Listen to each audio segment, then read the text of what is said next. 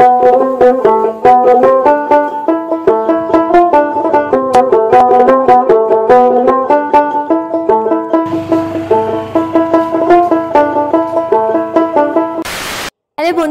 আমাদের চ্যানেলের নতুন একটা ভিডিওয় তোমাদের অনেক অনেক ওয়েলকাম।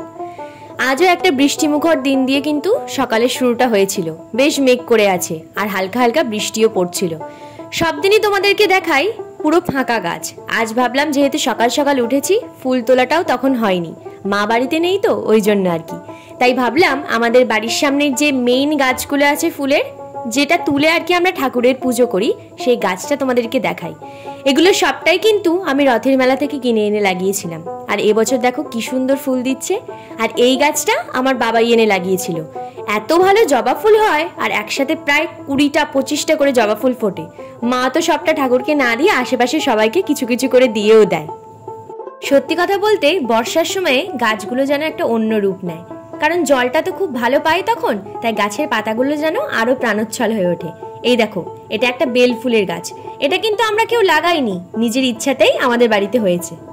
মা যেহেতু কদিনের জন্য বাড়িতে নেই, তাই সকাল সকাল উঠে মায়ের মতোই আমরা চান করে আগে পুজোটা করে নিই। এই দেখো, গোপালবাবুর পুজো কিন্তু কমপ্লিট। আর বাইরে আকাশ ভরা মেঘ। পুজো দেওয়ার পরে এখানে আমি একটু গরম জল আর চিয়া সিড নিয়ে বসেছি ব্যালকনিতে। আর আমি বেরিয়ে পড়েছি এদিকে সকাল সকাল বাজারের থলিটা নিয়ে বাড়ির কর্তার মতো বাজার করতে। অ্যাকচুয়ালি বাজার করা মানে ওই চিকেন কেনার দরকার ছিল একটু, তাই গেছিলাম আর কি। বাড়ির থেকে 10-15 মিনিট মতো সময় লাগে হেঁটে যেতে চিকেনের দোকানটায়। তার আগে বাড়ির কাছেও অনেক দোকান আছে চিকেনের, কিন্তু আমরা ওখান থেকেই নিয়ে থাকি, যেহেতু চেনাশোনা তাই আর কি। সকাল থেকে মেঘ করে থাকলে কি হবে, গরম কিন্তু একটুও কম নেই। হেঁটে হেঁটে যাচ্ছিলাম বলে প্রচণ্ড গরম লাগছিল। চলো, মাংস আমার নেওয়া হয়ে গেছে, এবার বাড়ি যাওয়া যাক। টিনা চিকেনের দোকানে যাওয়ার মধ্যে আমি কিন্তু এদিকে ভাতটা বসিয়ে দিয়েছিলাম।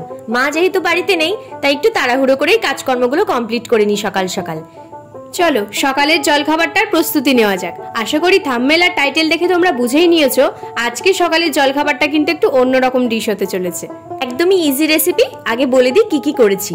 আগের দিন রাতে কিন্তু মুগ ডাল ভিজে রেখেছিলাম ওই 150 গ্রাম মতো, আর সেটা ভালোভাবে ভিজে গেছে। সকালে উঠে দেখলাম সেটা আরেকবার ভালো করে পরিষ্কার করে ধুয়ে 1-1.5 ইঞ্চি মতো আদা আর 2টো কাঁচা লঙ্কা দিয়ে মিক্সিতে গ্রাইন্ড করে নিয়েছি। তারপর তাতে দিলাম হলুদ গুঁড়ো, লবণ, জিরে গুঁড়ো আর স্বাদ মতো একটু চিনিও তোমরা দিতে পারো। ও কি বানাচ্ছি সেটাই তো তোমাদের সাথে শেয়ার করলাম না। আজকে কিন্তু আমরা সকালের ব্রেকফাস্টে বানাচ্ছি মুগ ডালের ধোসা, বা ছিলাও বলতে পারো। ধোসাটা আর একটু বড় হয় আর একটু ক্রিস্পি হয়, কিন্তু সেটার মতো পাত্র আমাদের কাছে ছিল না, তাই ওই ছিলা বা ধোসা যে কোনো একটা বলতেই পারো। খেতে যেমন সুন্দর হয় আর খুব সফটও হয়। তোমরা যারা সকালে একটু হেলদি ব্রেকফাস্ট করতে চাও আর যারা ওয়েট লস জার্নিতে আছো, তাদের জন্য কিন্তু এটা একটা দুর্দান্ত অপশন। তো এখানে প্রথমেই তাওয়াটা গরম হতে বসিয়ে দিয়েছিলাম, আর তারপরে এতে দিয়ে দিলাম সামান্য একটু সাদা তেল। সাদা তেলটা গরম হয়ে গেলে তাতে এই ছোট ছোট ডাবু হাতা যেগুলো হয় তার 2 চামচ করে দিয়ে ভালো করে একটু নাড়িয়ে ধোসার মতো করে দিলাম। তারপরে এটা এক পিঠ একটু হয়ে আসলে 1 থেকে 2 মিনিট মতো তোমরা এটাকে ভালো করে সাইড দিয়ে আগে এইভাবে খুন্তি দিয়ে কেটে নেবে। যদি তলায় লেগে যায় তাহলে সেটা ঠিক হয়ে যাবে। তারপরে এইভাবে উল্টে দিয়ে আর এক পিঠ ভেজে নিলেই তৈরি তোমাদের মুগ ডালের ধোসা বা ছিলা। একঘেয়ে রোজ রোজ ব্রেকফাস্ট থেকে সরে এসে এরকম একটা রেসিপি যদি বাড়ির লোককে করে খাওয়াও, সবাই কিন্তু খুব খুশি হয়ে যাবে। বাড়িতে অবশ্যই ট্রাই করো।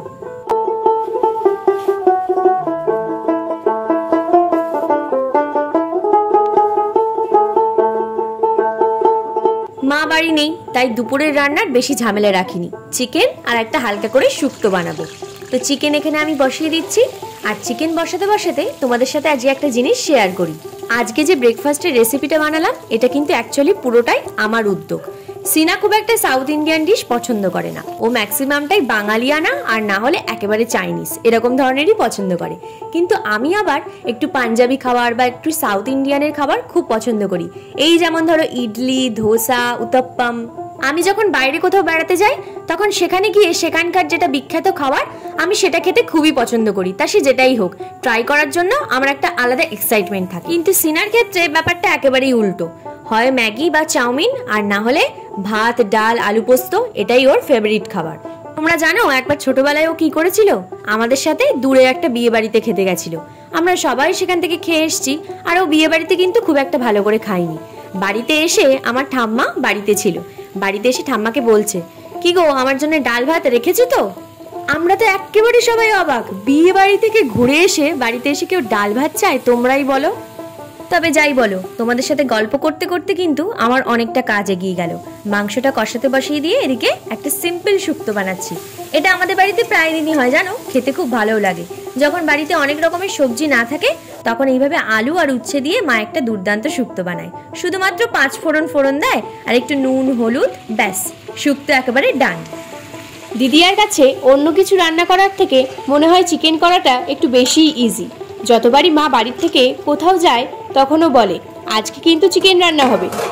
জানো তো, একটা জিনিস ভাবতে আমাদের বাড়ির সবারই অবাক লাগে, যেই মেয়েটা একটা সময় কোনো রান্না পারতো না সে নাকি এখন চিকেন থেকে, মাটন থেকে, মাছের ঝোল, আলু পোস্ত সমস্ত কিছুই বানাতে একদম শিখে গেছে। এটাকেই হয়তো বলে বয়সের ম্যাচিউরিটি। এদিকে আমাদের ডলার বাবু শুয়ে শুয়ে ভাবছে কখন ওকে খেতে দেওয়া হবে। চলো, আমাদের দুপুরের লাঞ্চ তো একেবারেই রেডি। আজকের ভিডিওটা কিন্তু এই পর্যন্তই। ভালো লাগলে অবশ্যই লাইক, কমেন্ট, শেয়ার আর সাবস্ক্রাইব করে দিও আমাদের চ্যানেলটা দ্য ক্রেজি গোলস। দেখা হবে আবার নতুন কোনো একটা ভিডিওতে তোমাদের সাথে।